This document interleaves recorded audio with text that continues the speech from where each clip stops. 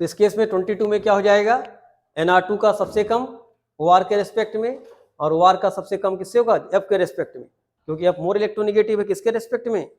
ऐसे भी बात कर सकते हैं, देखो F मोर इलेक्ट्रोनिगेटिव, देखो अगर सेम बात कर रहे हैं ना, सेम पीरियड की बात करेंगे तो इलेक्ट्रोनिगेटिविटी पे डिपेंड करेगा, डाउन द ग्रुप बात करोगे तो साइज पे डिपेंड करेगा स्टेबिलिटी। तो देखो अगर N पे निगेटिव चार्ज आए, O पे निगेटिव चार्ज है, फ्लोरीन पे निगेटिव चार्ज आए, तो फ्लोरीन मोर स्टेबल होता है, क्यों, मोर इलेक्ट्रोनिगेटिव है।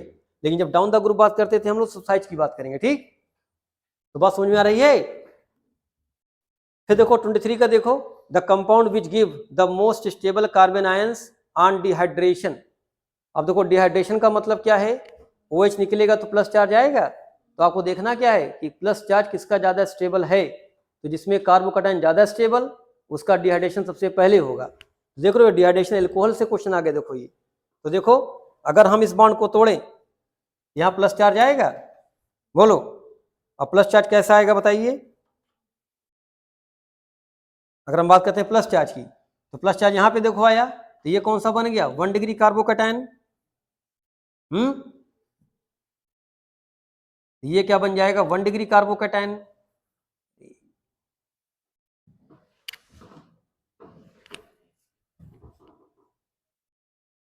तो 1 डिग्री कार्बोकैटायन बन गया,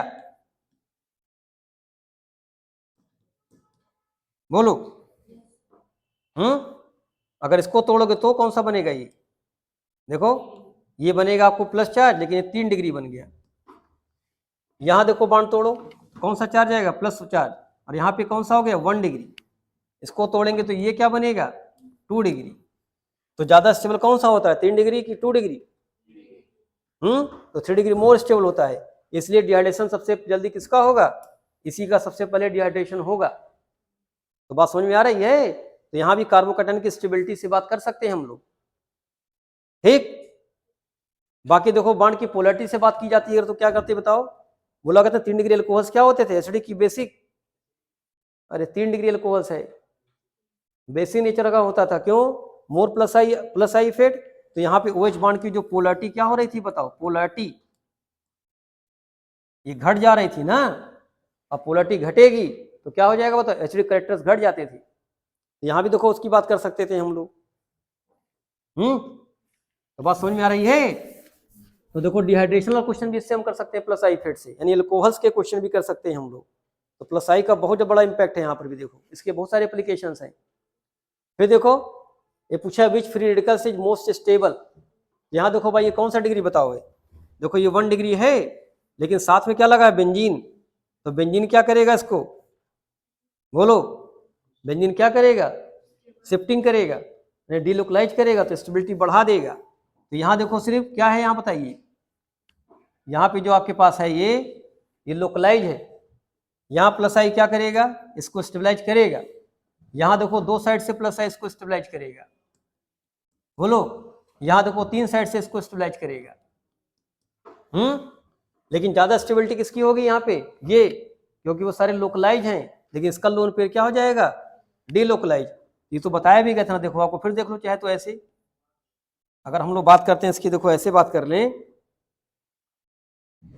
देखो कैसे लोन पे देखो डीलोकलाइज हो गया है। ये बात किया गया था ना, होमोलिटिक फ्यूजन, हेट्रोलिटिक फ्यूजन की बात की गई थी। ये डाट है तो बॉन्ड कैसे टूटेगा, आधा इधर आधा ऐसे टूटेगा, हाफ एरो से। तो क्या बन जाएगा बताओ, एक डाट और इसका डाट मिला के डबल बॉन्ड बना देंगे, बोलिए। तो डबल बॉन्ड CH2 और डाट कहाँ पे आ गया, इस कार्बन पे आ गया, तो वो डाट क्या हो गया, डीलोकलाइज हो गया, इसलिए इसकी स्टेबिलिटी क्या हो गई, बढ़ गई।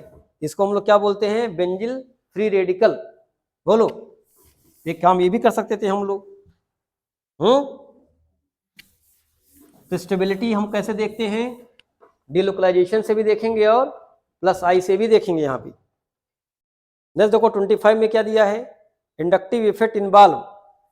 अब बताओ इंडक्टिव इफेक्ट में क्या इन्वॉल्व होता है, सिग्मा बॉन्ड का या सिग्मा इलेक्ट्रॉन का डिस्प्लेसमेंट होता है, डीलोकलाइजेशन ऑफ पाई इलेक्ट्रॉन्स होता है, P electrons, displacement of pi electrons होता है, कि डीलोकलाइजेशन ऑफ सिग्मा इलेक्ट्रॉन्स होता है, बताओ। तो डीलोकलाइजेशन होता है सिग्मा बॉन्ड का। अरे डी का मतलब है मूव कर जाना, मूव का शिफ्टिंग होती खाली बस, इसका आंसर कौन सा होगा? फर्स्ट वाला, डिस्प्लेसमेंट। यहां पे इसको पाई कर लो, पाई, ये पाई है, ठीक है, इसको पाई कर लो, इसको भी पाई कर लीजिए, ठीक। तो 25 में आंसर क्या हो जाएगा? Displacement of sigma electrons. क्यों ऐसा होगा? क्योंकि यहाँ पे शिफ्टिंग होती है थोड़ी सी ना, ठीक है, सिग्मा बॉन्ड की शिफ्टिंग होती है, डिलोकेशन नहीं होता है। 26 देखो, पूछा which of the following carbon ions is least stable. तो फिर देखो वही काम, सब में देखो निगेटिव चार्ज है। अब फर्स्ट कार्बन देखिए, इस कार्बन का हाइब्रिडेशन क्या है? sp3, इसका क्या है? sp, इसका बताइए क्या है? sp2, sorry sp3। लेकिन देखो ये निगेटिव चार्ज पता डिलोकलाइज है, ये कैसा है? डिलोकलाइज, रिंग में देखो चला जाएगा ये। यहां देखो क्या है? sp3। तो अब पूछा बताओ सबसे कम स्टेबल कौन सा होगा?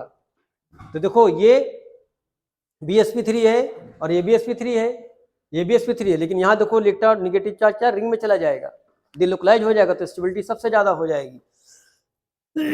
यहाँ देखिए क्या हो रहा है, sp3 कार्बन, ये bsp3 कार्बन, यहाँ मोर प्लस आई इफेक्ट है, यहाँ प्लस आई क्या है? कम है। तो कौन सा देखो है? 3 डिग्री कार्बन आयंस, और ये कौन सा है? 1 डिग्री कार्बन आयंस।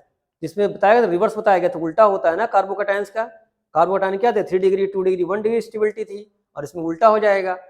तो सुपर प्राइमरी यानी प्राइमरी 1 डिग्री, 2 डिग्री और 3 डिग्री, तो 3 डिग्री सबसे कम स्टेबल हो जाएगा, ठीक है। 27 बताइए, which hybridized state of carbon exert strongest minus I effect. तो बताओ उसमें एस का परसेंटेज कितना होना चाहिए? 25% अगर है तो कौन सा हाइब्रिडाइजेशन बताओ इसका हो गया फिर? sp3। अगर 33% है तो sp2, अगर 50% है तो sp। तो ज्यादा किसमें बताओ दिखाई पड़ रहा है आपको? sp में, इसलिए क्या हो जाएगा बताइए? sp वाला क्या हो जाएगा? मोर 50% स्कैटर, मतलब ज्यादा स्कैटर आपको यही मिलेंगे। और एक लिखा all in equal in all, तो ये तो है नहीं।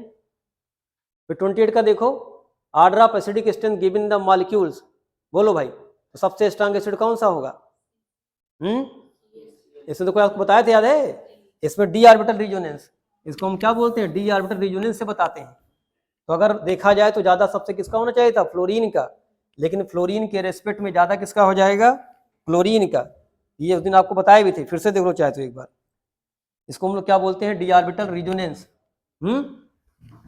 तो देखो सी के साथ एच निकाल दें हम लोग, और 3 बार देखो सीएल जुड़ा हुआ, देखो इसके साथ में, और फ्लोरीन वाले के साथ में भी देखो 3 बार क्या जुड़ा हुआ है? फ्लोरीन। इसमें क्या बताया गया था? इस बॉन्ड को तोड़ दो तो नेगेटिव चार्ज इसके ऊपर आएगा, H प्लस को निकाल दीजिए, तो सी पे नेगेटिव चार्ज आया, और इसके पास 3 फ्लोरीन आइटम है। बोलिए, तो ये माइनस आई इफेक्ट है, स्टेबलाइज करेगा इसको, चार्ज को घटाएगा। यहाँ भी देखो सेम कंडीशन है, बॉन्ड टूटेगा इधर की तरफ, तो यहाँ से हम लोग क्या कर रहे हैं? H प्लस को निकाल दे रहे हैं। H प्लस निकालेंगे तो नेगेटिव चार्ज यहाँ पर भी आएगा, Cl, Cl और Cl, इसका भी माइनस आई इफेक्ट है, माइनस आई इफेक्ट। तो माइनस आई ज्यादा किसका होता है? फिलहाल फ्लोरीन का। लेकिन यहाँ पे देखो क्या है, इसके पास डी ऑर्बिटल्स हैं, बोलो, तो डी ऑर्बिटल्स क्या करेगा बताओ? इस लोन पेयर को ले लेगा, और जैसे लेगा उस पर क्या कंडीशन बन जाएगी?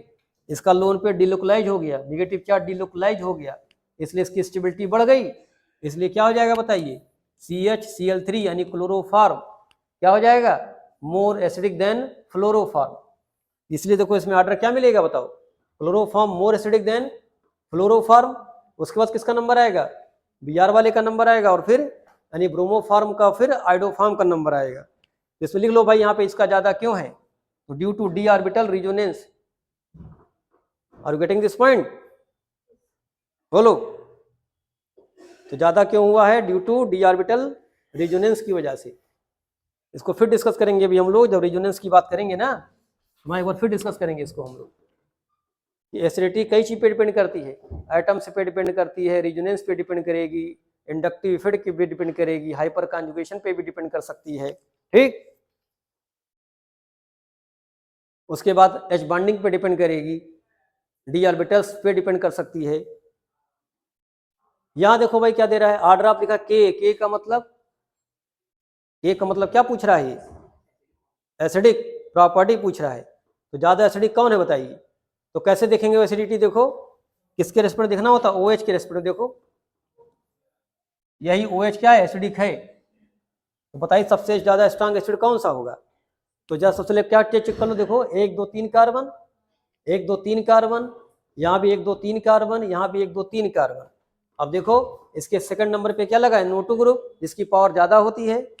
यहाँ सेकंड नंबर पे 2 बार लगा Cl, इसकी पावर क्या है, इन दोनों से बढ़ जाएगी। अब यहाँ पे देखो 2 नंबर पे फिर क्या लगा है, 2 नंबर पे बेटा, अच्छा यहाँ 1 नंबर पे लगा हुआ था, यहाँ 1 नंबर पे, यहाँ 2 नंबर पे चला गया, ये भी देखो 2 नंबर पे चला गया। तो डिस्टेंस ज्यादा कहाँ पे हो रही है, इन दोनों में डिस्टेंस बढ़ रही है। यहाँ डिस्टेंस दोनों की बराबर है, तो यहाँ पावर किसकी बढ़ जाएगी, नंबर की। तो नंबर Cl ज्यादा है तो ज्यादा पावर किसकी हो जाएगी यहाँ पे, सेकंड वाले की। उसके बाद किसका नंबर आएगा, NO2 का। अब इन दोनों में किसका ज्यादा होगा, फिर देखो भाई किसका ज्यादा होगा, Cl वाले का, क्यों, नंबर ज्यादा है। तो ऑर्डर क्या मिलेगा आपको, स्ट्रांगर एसिड कौन सा है, सेकंड, फिर फर्स्ट, फिर नंबर किसका आएगा, फोर्थ वाले का, और सबसे कम नंबर किसका आएगा, थर्ड वाले का। तो ये आपका हो जाएगा एसिडिटी ऑर्डर हो जाएगा, ठीक।